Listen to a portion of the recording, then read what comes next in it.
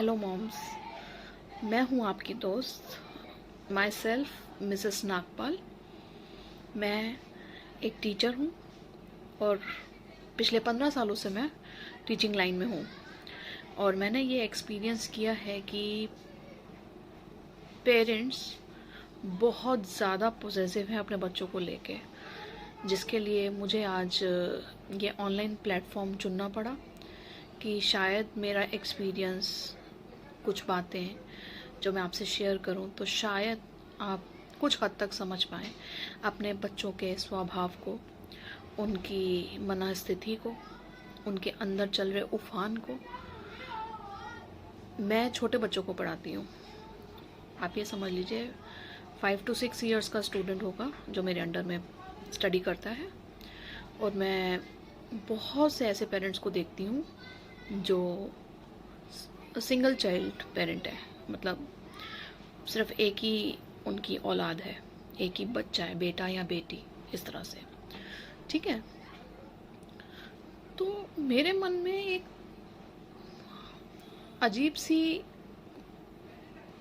उथल पुथल सी समझ लीजिए मची हुई थी कि मैं ऑनलाइन प्लेटफॉर्म को चुनकर ऐसा क्या करूं कि पेरेंट्स तक मेरी बात पहुंचे और पेरेंट्स अपने बच्चों के साथ जो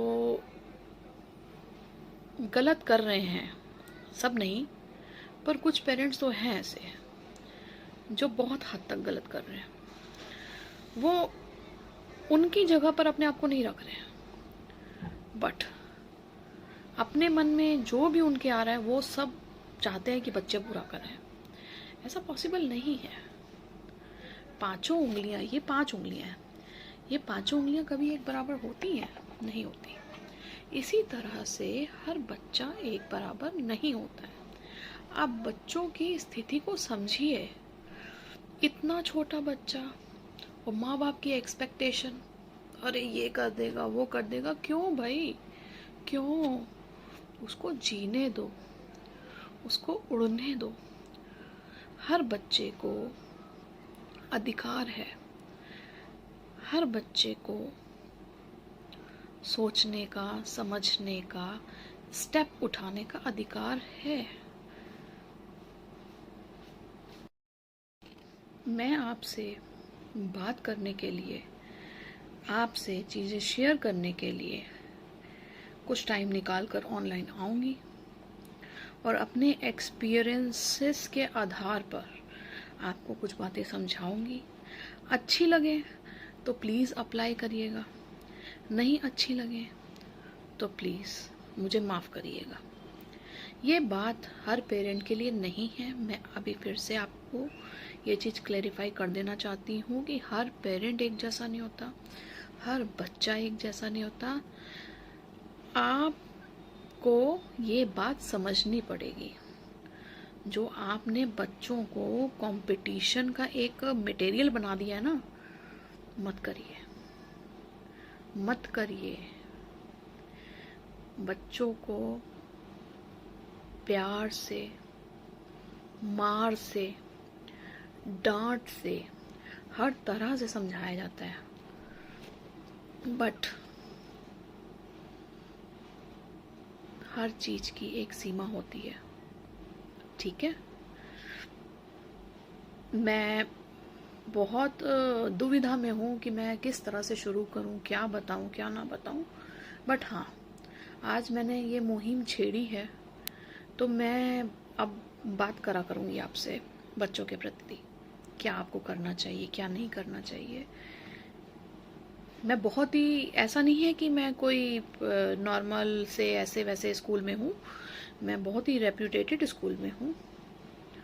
वहाँ बड़े बड़े डॉक्टर्स के, इंजीनियर्स के, पॉलिटिशियंस के और फैक्ट्री मैन्स, मतलब हर तरह के पेरेंट्स के बच्चे आते हैं।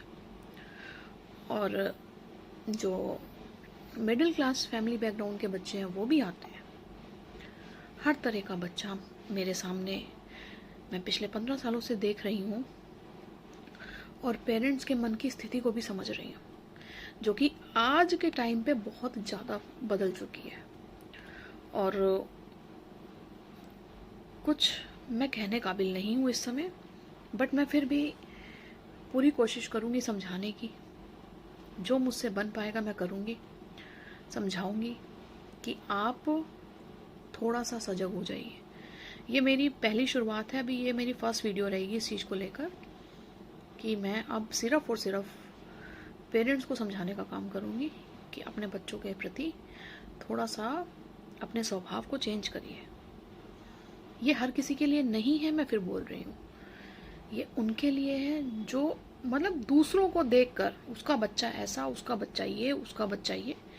हर बच्चे की क्वालिटीज़ अलग होती हैं, हर बच्चा एक जैसा नहीं होता। हाँ, कंपटीशन का दौर है, लेकिन उसको पनपने तो दीजिए, उस लेवल तक पहुंचने तो दीजिए। अभी समय नहीं है, इतना छोटा बच्चा। हाँ, 14, 15 ईयर्स, 16 ईयर्स के बच्चों के बारे में भी मैं बात करूँगी। उस एज में भी बहुत कुछ बदलाव आते हैं, उसके बारे में बात करूँगी। बट अभी मैं सिर्फ छोटे बच्चों के बारे में ही बात करना ज़्यादा ज़रूरी समझती हूँ, क्योंकि ये बहुत ही सेंसिटिव मामला है। मैं चाहूँगी कि प्लीज़ आप किसी भी बात का बुरा मत मानिए। देखिए, आज आप एक बात मानोगे, मानना ना मानना आपके ऊपर है, मैं सिर्फ समझा सकती हूँ। आप एक बार मानोगे, बैठकर आराम से सोचिए कि क्या आप सही कर रहे हो अपने बच्चों के साथ, उनके साथ किसी प्रकार की ज़बरदस्ती नहीं कर रहे हो, तो वेल एंड गुड, अगर आपको ऐसा लगता है। देखिए, अपनी अंतरात्मा सब जवाब देती है कि आप सही कर रहे हैं या गलत कर रहे हैं। वेल एजुकेटेड होने के बाद भी पेरेंट्स नहीं समझ पा रहे हैं कि उनको अपने बच्चों को कैसे पालना है। तो प्लीज़, ये मेरी it's my humble request to all of you कि अपने बच्चों के प्रति थोड़े से सजग होइए, थोड़े से संवेदनशील होइए। बहुत ज़्यादा पैम्पर करना भी आपके बच्चों के लिए हानिकारक है। मैं एक स्टोरी के थ्रू आपको ये बात समझा सकती हूँ। एक बच्चा था, उसके माँ बाप ने पहले ही सोच लिया था कि हम सिर्फ एक ही बच्चा करेंगे, ठीक है।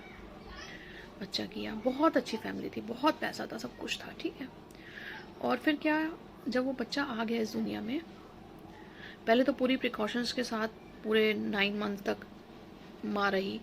उसके बाद जब बच्चा इस दुनिया में आया, उसके बाद अफोर्ड कर सकते थे हर एक चीज़ को, तो उन्होंने महंगे से महंगा पानी, इतना महंगा प्योर बिल्कुल पानी, मतलब एक एक चीज़ प्योर, बच्चे को शुरू से देनी शुरू करी।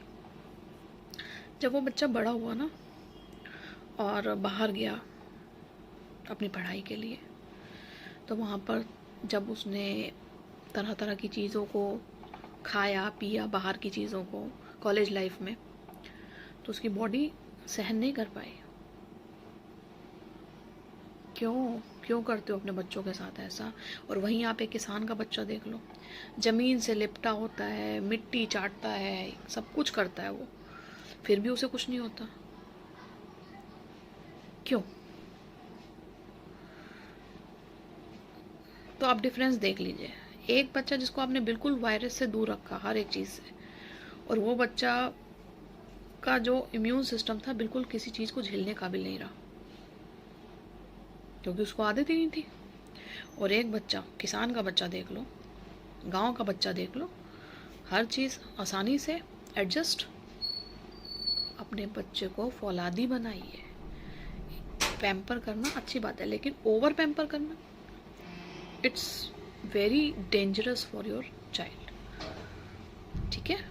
तो thank you for listening to me, और अगर मेरी बात अच्छी लगे तो प्लीज़ सब्सक्राइब माई चैनल, आगे और वीडियोस देखने के लिए, शेयर विद अदर पेरेंट्स। और अगर जिनको नहीं अच्छी लगी हो तो मैं दिल से माफ़ी मांगती हूँ उनसे कि आपको नहीं अच्छा लगता है, मत सुनिए, you can go from here, okay. Thank you.